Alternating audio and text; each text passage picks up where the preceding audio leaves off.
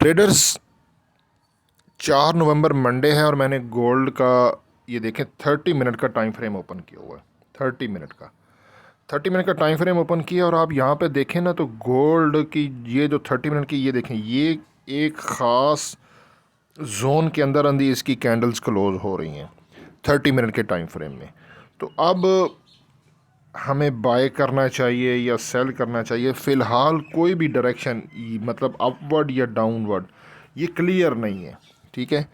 तो जल्दबाजी नहीं करनी, मैं इस पे नज़र रखे हुआ हूँ और इसकी कोई जब कोई क्लियर डायरेक्शन समझ में आएगी कि गोल्ड बुलिश ट्रेंड में है या बेरिश ट्रेंड में और इसके बाय और सेल के जोन्स सब कुछ निकाल के आप लोगों के लिए वीडियो बना दूंगा, क्योंकि लोग मैसेज करते रहते हैं और इंतज़ार में होते हैं। तो देखें, जल्दबाजी नहीं करनी होती।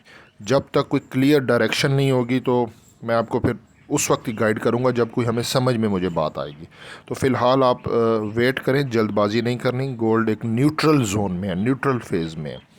तो बाय जाएगा या सेल जाएगा, मैं आपको इसके जोन बता दूंगा और पूरी एक डिटेल्ड वीडियो अपलोड कर दूंगा। बहुत शुक्रिया, दुआ में ज़रूर याद रखें। अल्लाह हाफ़िज़।